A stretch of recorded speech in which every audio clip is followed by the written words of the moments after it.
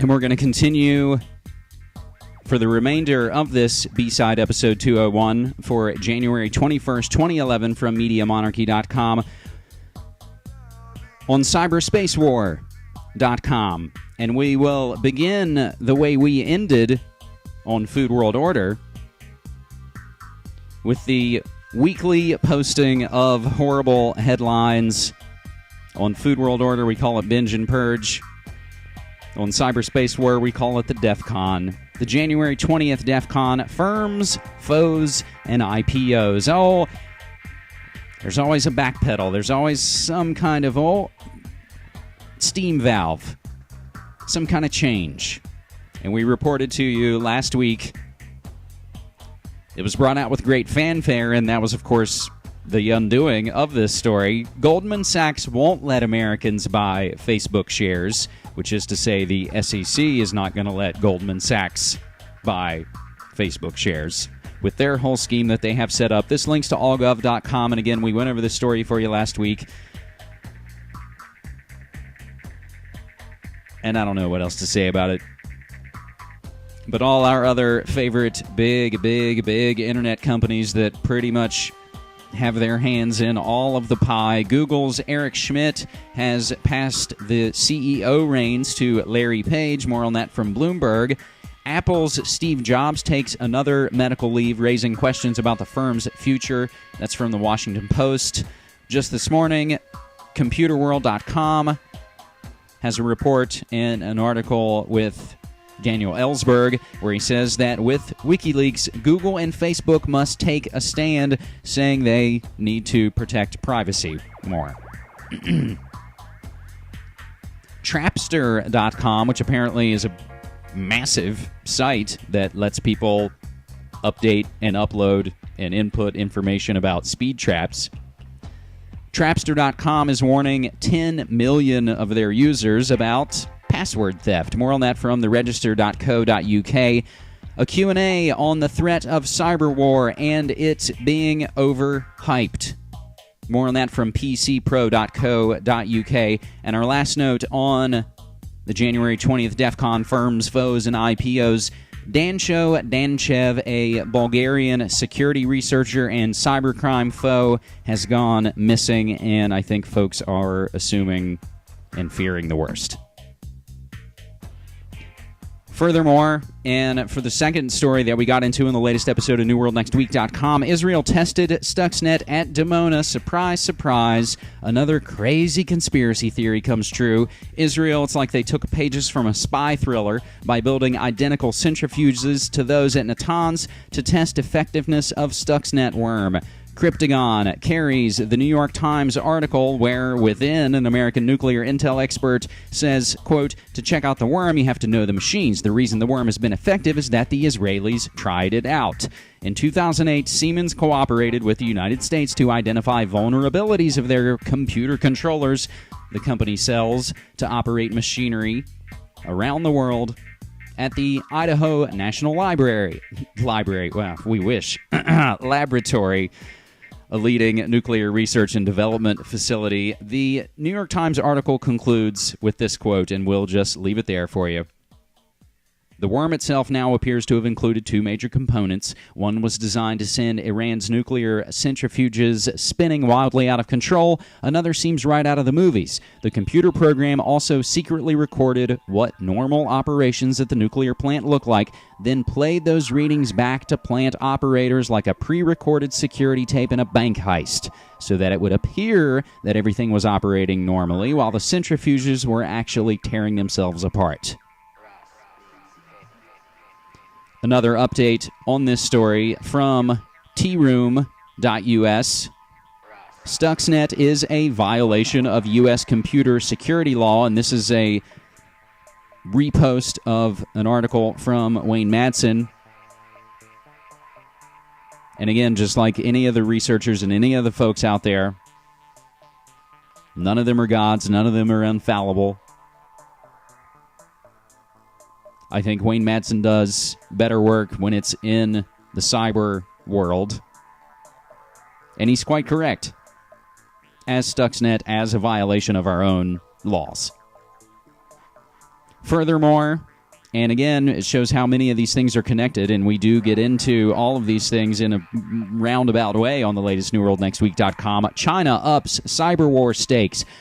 Northrop Grumman published a study, and we have the link to the PDF for you, of China's capability to conduct cyber warfare last year.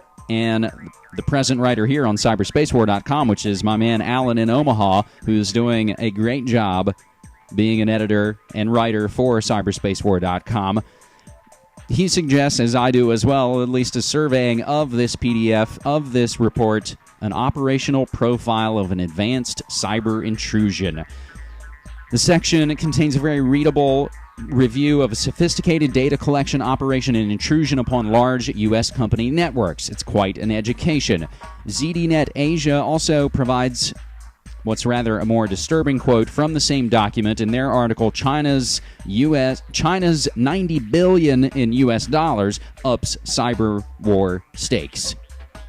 Quote, document also claimed the country has stockpiled a kinetic arsenal that includes lasers, high-power microwave systems, and nuclear-generated electromagnetic pulses, EMPs, to supplement its cyber warfare force. It also claimed the country is training its forces to work under complex electromagnetic conditions, end quote. This represents serious and sober preparation for knocking out and operating computer systems under very harsh and adverse conditions. It's war preparation, clearly. China ups cyber war stakes. Cybersecurity expert Peter Summer of the London School of Economics warns nations against following the Pentagon's lead of developing a military division to defend against cyber threats in a recent article on newscientist.com, where he says, quote, the military can only defend its own networks, not the private sector critical networks we all depend on for gas, water, electricity, and banking, making such military efforts a waste of taxpayer money, end quote. Summer, co-author of a very readable new report, Reducing Systemic Cybersecurity Risk, advises governments should quit panicking and take a disciplined approach. It's possibly time to sit up and take notice when this advice is coming from the very same author of The Hacker's Handbook, first published in 1985. This new report casts doubt whether cyber warfare will ever have a global significance on a scale of, say, a pandemic or a bank run. Summer feels it's more likely attacks on the Internet's routing structure will cause pockets of misery at the local level. PricewaterhouseCoopers, who tabulate the Oscar votes, their security manager, Jay Abbott, also believes the routing structure is vulnerable, saying, quote, short of physically cutting the wires, it's the best way to take down a country from the Internet. Internet routing structure most vulnerable. We have a few outer space ufology articles that we're just going to briefly mention on the Avebury crop circles that happened in England in 2008 that have interesting connections and clues and other interpretations to 2012, the Nibiru comets, solar conflagration, and all sorts of other things. We also wonder if the infrared astronomical satellite possibly spotted what's referred to as Planet X way back in 1983, another fascinating report. And also an article on flux transfer events, FTE. That would be when a portal opens in the Earth's magnetosphere. Those three articles are fascinating, and I can't quite wrap my brain around them enough to go into any kind of detail here, but it's the amazing kind of stuff that we're getting into on cyberspacewar.com as the site grows and goes. And we're going to close it all out with an article from newelectronics.co.uk, Connect to Chaos. GM and IBM give the new Chevy Volt its own IP address. The Chevy Volt will be the first car of its type, not because it's a hybrid electric petrol vehicle, but because GM plans to give each one the company sells its own IP address. The Volt will have no less than 100 microcontrollers running its system from some 10 million lines of code. This makes some hackers very excited, and Adriel de Saltels, president of security analysis firm Netrigard, very worried. Before now, you needed physical access to reprogram the software inside a car. An air gap protected vehicles from remote tampering. The Volt will have no such physical defense. Without some kind of electronic protection, Dassault tells sees cars such as the Volt and its likely competitors becoming hugely vulnerable 5,000-pound pieces of metal. They end with a quote, "We are taking systems that were not meant to be exposed to the threats that my team produces and plug it into the internet. Some 14-year-old kid will be able to attack your car while you're driving. Black hats are poised and waiting for this car to come out." Connect to Chaos from International Business Machines, the final solutions company bringing us the grid, the global control grid, ultimately. And we're going to go out by listening to some of the PR coming from, and it's a wonderful little piece to tell you how fantastic it is, and we should also remind you of this connection to the Internet of Things that's also coming. But we're going to go out with this clip, and that's how we're going to close this B-Side Episode 201 from MediaMonarchy.com. My name's James Evan Pilato, your host and webmaster of the site and show, MediaMonarchy.com, reminding you, as always, don't hate the media, become the media. Take care. A smarter automotive industry is one that can foresee the future and then bring it to market now. We're going to design, make, and sell the world's best vehicles. This car is an absolute blast to drive. With the level of technology that we're putting in today's automobile, the product development process is just like a rocket program. The Chevrolet Volt is an excellent example of that. It's a transformational vehicle for a company like General Motors, and we had to collaborate like we haven't done in decades. Having a good idea is half the problem. Getting that good idea to market is the rest. If we look back to the 1980s, electronics comprised 5% of the content of a vehicle. Today, it's 40%, and within just a few years, it'll surpass 50%. If we didn't move from a traditional metal, rubber, and plastic environment to very high-end, sophisticated controls, we would not be satisfying the needs of the customer. For comparison's sake, to have an F-35 fighter fly takes about 6 million lines of software code. A Volt has 10 million lines of code. It requires us to change the way we do work to develop our systems. In the past, when we would design an automobile, we would have several years, if not a decade, to develop the automobile, the propulsion system. The Chevrolet Volt was developed in less than 5 years. And the only way you do that is via software simulation, computer simulation. Even with all the sophisticated technology in the Volt, when you sit down in the car, you just have this really nice feeling that it's easy and fun to drive. The Chevrolet Volt is really changing the way customers interface with their car. For instance, the OnStar MyLink smartphone application allows the end customer to interact with their car, to lock and unlock the doors, to ask for the battery state of charge, to even begin preparing the vehicle, turning the climate control system on. All of the systems in the Volt are integrated together seamlessly. They all have to talk together. They have to work together. They have to check who's doing what, when, and where. You can see those same things happening at General Motors.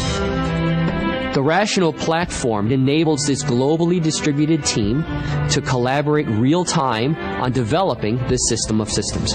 Historically, the various departments, the various activities would be fairly independent in what they did. We've had some roles within our engineering operations that have had maybe 20 to 40% efficiency because they spend the bulk of their time keeping track of all of the people interacting and what they're working on, ensuring everybody had the right versions, the right information. It's horribly frustrating to engineers. It tremendously slows down our development. The IBM Rational platform based on Jazz automates some of this information flow. And it is precisely this automation where we see some of the efficiency gains in the product development arena. With the IBM tools that we're using now and will continue to use in the future, we're able to tie these organizations and these requirements and the execution together in ways we never have before. Our engineers really won't have to spend their time finding information anymore. When information's available to one, it's available to all. We've now moved to the next step, a transformation of our company, a transformation of how we do work, a transformation of the products we're offering to customers. The Rational platform will deliver business results in efficiency, time to market, quality, and overall customer satisfaction. You know, the Volt Project has been just utter excitement for the organization. It's something we put thousands of people on around the world working in this project, and something we're all proud of. Accomplishing those goals in less time than we had ever spent on a traditional vehicle program. Truly the new GM.